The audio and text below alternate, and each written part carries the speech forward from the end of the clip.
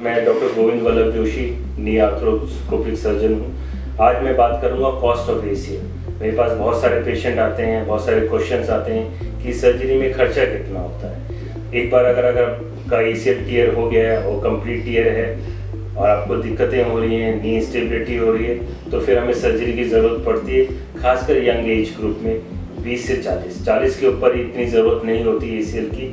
लेकिन उस 20 से 40 ईयर्स की ऐसी एज है जिनमें सबसे ज़्यादा ACL की इंजरीज होती है। अब हमें सर्जरी की ज़रूरत है, तो सर्जरी का कॉस्ट कितना है? सर्जरी का कॉस्ट बहुत सारे फैक्टर्स पे डिपेंड करता है, जैसे कि हम सर्जरी के समय कौन सा इम्प्लांट यूज़ कर रहे हैं। इम्प्लांट अलग अलग ग्रेड का होता है, अलग अलग तरह का होता है जो कि यूज़ होता है, किस सेटअप में कर रहे हैं, हॉस्पिटल कैसा है, नर्सिंग होम है, प्राइवेट इंस्टीट्यूशन है, गवर्नमेंट इंस्टीट्यूशन है या बड़ा कॉर्पोरेट हॉस्पिटल है। तो इन सब मल्टीपल फैक्टर्स पे डिपेंड करता है कि हमारे कॉस्ट ऑफ सर्जरी कितनी है। तो बेसिक एक सर्जरी की बात करें, जो हम बेसिक चीज़ की पहले बात करते हैं। बेसिक जो दो चीज़ें यूज़ होती हैं सर्जरी में, जिनको हम इम्प्लांट कहते हैं। दो चीज़ें यूज़ होती हैं, एक टिबिया में और एक फीमर में। जैसा कि मैंने देखिए ये ACL है, ये दो जगह अटैच होता है, नीचे टिबिया में, ऊपर फीमर। तो जब हम ये लिगामेंट बनाते हैं तो हमें दो जगह इस लिगामेंट को फिक्स करने की ज़रूरत है, एक फीमर में, एक टिबिया में। तो उसके लिए जो यूज़ होता है टिबिया में, कन्वेंशनल ACL रिकन्स्ट्रक्शन में, जो नॉर्मल ACL रिकन्स्ट्रक्शन है उसमें यूज़ होता है। तो टिबिया में यूजुअली एक स्क्रू यूज़ होता है, इसको हम बायो कंपोजिट स्क्रू कहते हैं या इंटरफेरेंस स्क्रू कहते हैं। ये स्क्रू बायो एब्जॉर्बेबल भी होता है। पुराने ज़माने में बेसिक की बात करें तो ये स्क्रू टाइटेनियम का भी आता है, स्टील का भी आता है। तो तीन तरह के स्क्रू हो गए, स्टील का, टाइटेनियम का, या उससे ऊपर पीक बायो कंपोजिट स्क्रू।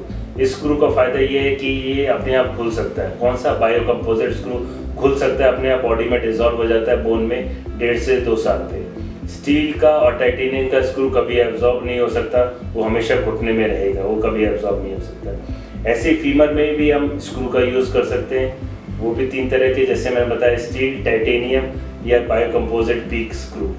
उसके अलावा यूजुअली जो हम फीमर में यूज़ करते हैं वो एक एंडो बटन होता है। एंडो बटन, जैसा कि अभी फिगर में मैं दिखाऊंगा, एक छोटी सी क्लिप होती है जो कि यहाँ पे आके बैठ जाती है।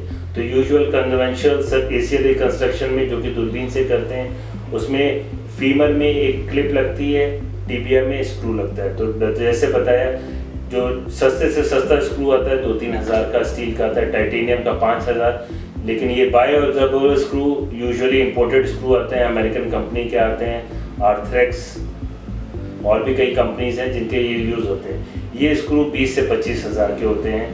ये इसलिए बने होते हैं ताकि अंदर एब्जॉर्ब हो जाए, आपको बाद में कहीं भी जाना हो, कहीं भी स्क्रीनिंग हो तो पता ना चले कि आपकी कोई सर्जरी हुई है। ना ये स्क्रू दिखेगा एक्सरे में, ना ये बॉडी के अंदर रहेगा, ना किसी स्कैन के अंदर आएगा। तो इस चीज़ पे डिपेंड करता है सर्जरी की कॉस्ट। दूसरे फैक्टर, जैसे मैंने बताया, नर्सिंग होम में यूजुअली अगर ये सर्जरी करे जाए तो जो कॉस्ट आती है, अगर हम बायो कंपोजिट स्क्रू भी लेके चलते हैं महंगी से महंगी, तो 70 से 80 हज़ार आती है।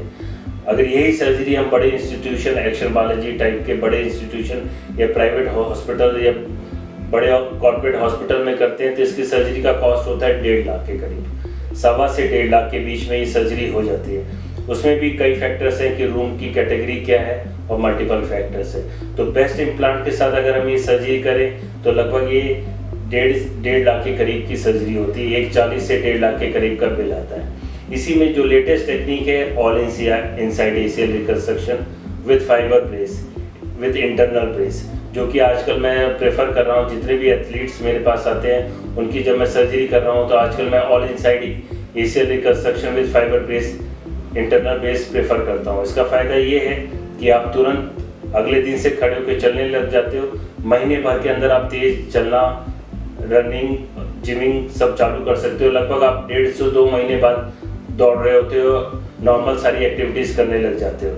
नॉर्मल ACL रिकन्स्ट्रक्शन में ये ड्यूरेशन 6 महीने के करीब होती है, लेकिन all inside ACL reconstruction with internal brace में ये आप सिर्फ 1.5 से 2 महीने के बाद सारी एक्टिविटीज़ अलाउ हो जाती है।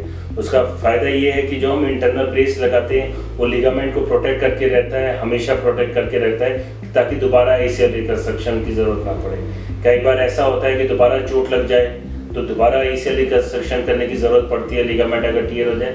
लेकिन इंटरनल ब्रेस जो लगाता हूँ मैं, उसके साथ जो लिगामेंट है वो हमेशा प्रोटेक्टेड रहता है, वो खिंच जाता है लेकिन वो लिगामेंट को फटने नहीं देता, तो वापस ACL टियर होने के चांसेस बिल्कुल मिनिमाइज या ना के बराबर हो जाते हैं। तो अगर हम ऑल इनसाइड ACL रिकंस्ट्रक्शन करते हैं विद इंटरनल ब्रेस, तो सर्जरी का कॉस्ट थोड़ा बढ़ जाता है, वो करीबन 1.25 से 2 लाख के करीब हो जाता है।